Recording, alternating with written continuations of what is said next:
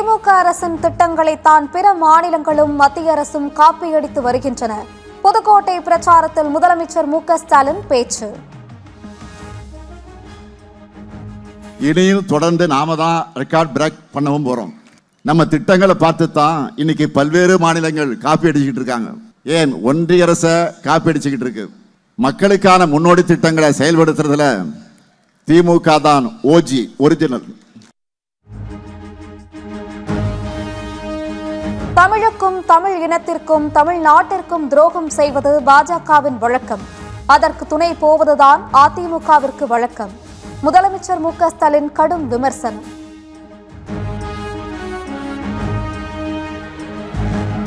எடப்பாடி பழனிசாமியிடம் வாய் மட்டும்தான் உள்ளது, சாதனைகள் இல்லை.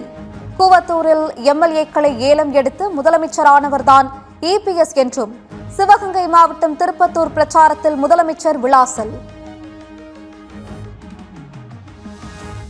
சாதனைகளை சொல்றதற்கு எங்கிட்ட மிகப்பெரிய சாதனை பட்டியலே இருக்கு.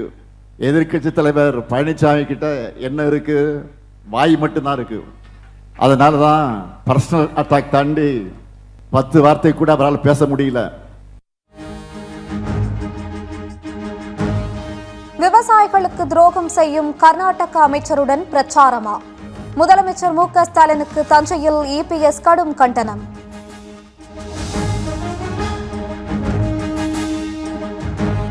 காவிரி பிரச்சனையில் ஜெயலலிதா எப்படி சட்ட போராட்டம் நடத்தினாரோ அதேபோல் டெல்டாவை பாதுகாக்கப்பட்ட வேளாண் மண்டலமாக பாதுகாத்தவர் பழனிசாமி. திமுக என்கிற தீய சக்தியை ஆட்சியில் இருந்து விரட்ட கருத்து வேறுபாடுகளை மறந்து வந்துள்ளோம் எனவும் டிடிவி தினகரன் பேச்சு.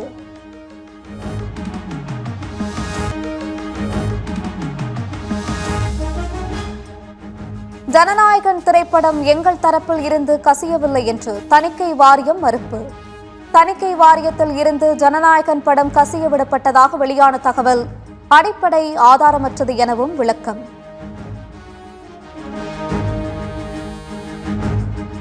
பாஜக எம்எல்ஏ வானதி சீனிவாசன் காலில் ஏற்பட்ட தொற்று காரணமாக மருத்துவமனையின் தீவிர சிகிச்சை பிரிவில் அனுமதி. உடல்நிலையில் முன்னேற்றம் ஏற்பட்டுள்ளதாகவும் முழுமையாக குணமடைய 4 நாட்கள் ஆகும் என மருத்துவர்கள் தகவல்.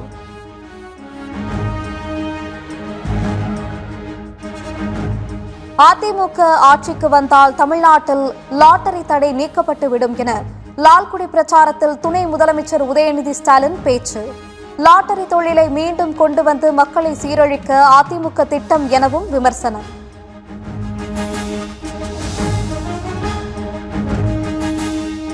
தமிழ்நாடு சட்டமன்ற தேர்தலுக்கான பிரச்சாரத்தை நாளை முதல் தொடங்கும் பாமக நிறுவனர் ராமதாஸ். நாளை சேலம் மேற்கு தொகுதியில் தொடங்கி ஏப்ரல் 20ஆம் தேதி விக்கிரவாண்டி, செஞ்சி, கீழ்பெண்ணாத்தூர் தொகுதிகளில் ராமதாஸ் பிரச்சாரம் மேற்கொள்கிறார். ஜனநாயகன் படம் இணையத்தில் கசியவிடப்பட்டது தொடர்பாக சிபிஐ விசாரணை நடத்த வேண்டும். பாமகவின் அன்புமணி வலியுறுத்தல்.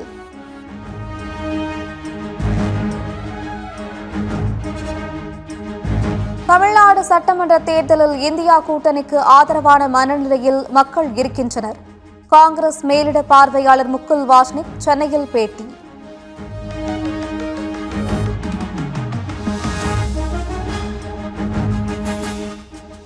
தேர்தல் ஆணையத்தின் உதவியுடன் பவானிபூரில் தனது வேட்புமனுவை ரத்து செய்ய பாஜக முயன்றதாக மம்தா பானர்ஜி குற்றச்சாட்டு. வாக்காளர் பட்டியலில் நீக்கப்பட்ட 90 லட்சம் பேரில் பெரும்பாலானவர்கள் தங்கள் கட்சிகளுக்கு ஆதரவானவர்கள் என்றும் ஆதங்கம்.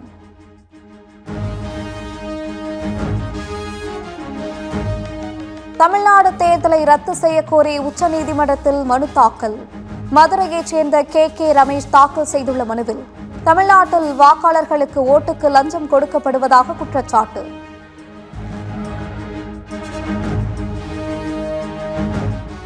உத்தரகாண்ட், மகாராஷ்டிராவில் அடுத்தடுத்து நிலநடுக்கம், மக்கள் பீதி.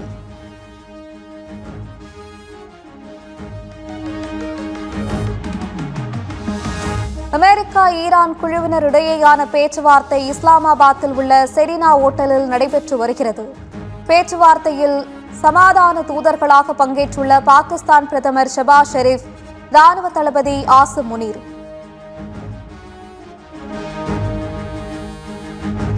ஹோர்மூஸ் நீரிணையை அமெரிக்காவை திறக்கும் என ட்ரம்ப் திட்டவட்டம். ஹோர்மூஸ் நீரிணையில் கட்டணம் வசூலிக்க ஈரானை அனுமதிக்க மாட்டோம் எனவும் கொக்கரிப்பு.